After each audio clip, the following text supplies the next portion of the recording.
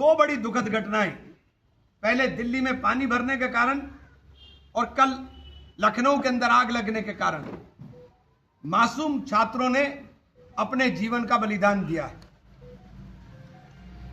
उनके मां बाप के सामने बच्चे जले हैं। उनके दर्द का हम लोग एहसास भी नहीं कर सकते कि किस पीड़ा के साथ वो लोग गुजरने का काम किया। हम अपनी जिम्मेदारी समझते हैं और ये कार्यक्रम हमारा पूरे देश में चल रहा है।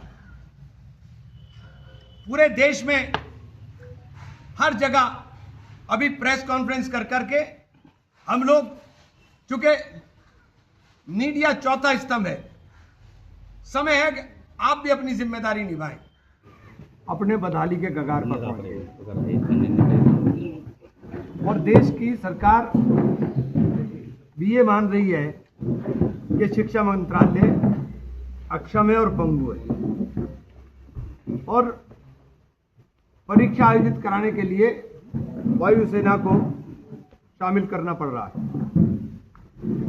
आज देश के अंदर जो भविष्य के बच्चों के भविष्य के साथ खिलवाड़ हो रहा है, जिस प्रकार से परीक्षाएं आयोजित हुई, लीक हुई, उनका मानसिक आघात जो बच्चों पर पहुंचा। एक हमारे यहाँ का ही फूड इंस्पेक्टर, उसके बच्चे ने भी सुसाइड किया। ये सुसाइड नहीं, सीधे सीधे हत्या है। पिछले 12 साल में 23 राष्ट्रीय परीक्षाओं के अंदर पेपर लीक हुए और हर वर्ष 2 बार पेपर लीक हो रहे हैं। देश भर में लगभग 90 से अधिक पेपर लीक हो चुके हैं, जो विभिन्न परीक्षाओं के अंदर। और ये पूरा सिस्टम जानबूझ करके बच्चों को शिक्षा के अधिकार से वंचित करने का कुत्सित प्रयास है। और हम आंकड़ों के साथ बात कर रहे हैं। आंकड़े आपको बताएंगे कि देश के अंदर कुल शिक्षा का बजट और कुछ बच्चों के परिवारों द्वारा खर्च किए जाने वाला बजट 1,32,000 करोड़ बनाम 1,40,000 करोड़। शिक्षा जैसे महत्वपूर्ण सब्जेक्ट के ऊपर सरकार की उदासीनता, शिक्षा के व्यवसायीकरण और शिक्षा व्यवस्था के अंदर लीकेज ने देश के अंदर देश के युवाओं का भविष्य बर्बाद कर दिया। अगर मोटा मोटा आंकड़ा जो कोटा के अंदर 3,000 बच्चों ने राहुल जी के कार्यक्रम को देखने का काम किया, उस 3,000 बच्चों में जो आंकड़ा है वो एक आईएएस बनता है। 3,000 में एक। 3,000 में 30 बच्चे आईआईटी में जाते हैं और 3,000 में से 180 बच्चे डॉक्टर बनते हैं। यानी 211 बच्चे 3,000 में से क्वालिफाई कर रहे हैं। तो ये एक सिलेक्शन सिस्टम नहीं है कि ये रिजेक्शन सिस्टम है। सिर्फ 211 बच्चे वहां से निकल करके जो बच्चों के लिए शिक्षा, जो सपना पंडित जवाहरलाल नेहरू का था, जिस शिक्षा व्यवस्था की बुनियाद देश के अंदर मौलाना अबुल कलाम आजाद ने रखने का काम किया था, संस्थान बनाए थे, ये उन संस्थानों की बर्बादी की दास्तां बयान कर रहा है। नीट परिवारों का जो खर्च है, 22 लाख नीट छात्रों ने 1,32,100 लाख करोड़ यानी 132 लाख करोड़ रुपया जो है ये बच्चों ने खर्च किया और इसके सापेक्ष 1.4 लाख करोड़ रुपया सरकार खर्च कर रही है। तो ये दुर्दशा है लूट मची हुई है। गरीब का बच्चा तो, ये सिर्फ 22 लाख बच्चों का आंकड़ा दे रहा हूं मैं, जो नीट के अंदर बैठे थे। देश की आबादी 140 करोड़ है। 140 करोड़ की आबादी के अंदर गरीब के बच्चे को तो पढ़ने का अधिकार ही नहीं रहा है। गरीब बच्चा पढ़ाई कैसे कर पाएगा?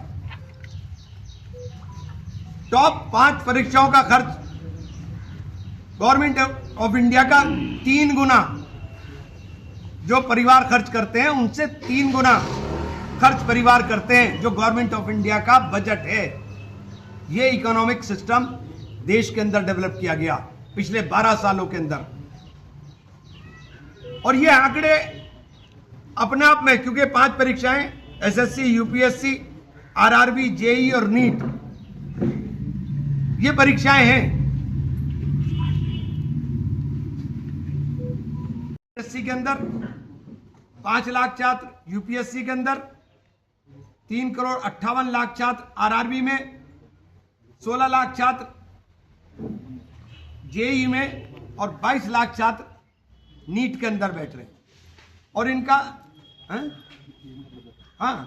इनका जो बजट है वो 0.20 लाख करोड़ एसएससी में, 0.25 लाख करोड़ यूपीएससी में, 0.36 लाख करोड़ आरआरबी में, 1.3 लाख करोड़ जेई में और 1.32 लाख करोड़ नीट के अंदर। ये स्थिति अगर देश के अंदर है तो देश तरक्की कैसे करेगा? देश का युवा ना शिक्षित हो, ना रोजगार मांगे। ये सरकार इस रास्ते के ऊपर चल रही है। और आप स्थिति ये देख लीजिए कि जो बच्चे छात्र पास हो रहे हैं उसके अंदर वसूल कर रहे हैं। हाँ, प्राइवेट स्कूल। हाँ, इसमें आंकड़े लिखे हुए। ये रहा, अच्छा ये रहा। 1000 बच्चों में 12 बच्चे सैलरी वाला रोजगार पा पाते हैं। 1000 में 12 ये, और उनमें से 651 बच्चे, 691, ऑलमोस्ट 70% बच्चे मनरेगा, स्वरोजगार और गिग वर्क इसके अंदर लगते हैं, और 297 बेरोजगार। ये शिक्षा व्यवस्था, ये आंकड़े हैं। इन आंकड़ों को, ये सरकार के आंकड़े, हमारे आंकड़े नहीं हैं, ये सरकार के आंकड़े हैं। अब ऐसी शिक्षा व्यवस्था अगर देश के अंदर होगी तो देश का भविष्य उज्जवल कैसे होगा? देश के बच्चों के साथ जगह जगहों पर ये जो कोचिंग सेंटर खुल गए, इनके अंदर मानकों का ध्यान रखा नहीं जाता। और 2 बड़ी दुखद घटनाएं, पहले दिल्ली में पानी भरने के कारण और कल लखनऊ के अंदर आग लगने के कारण मासूम छात्रों ने अपने जीवन का बलिदान दिया है। उनके मां बाप के सामने बच्चे जले,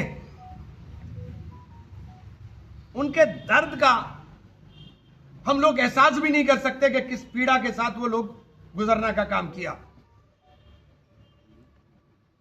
हम अपनी जिम्मेदारी समझते हैं और ये कार्यक्रम हमारा पूरे देश में चल रहा है।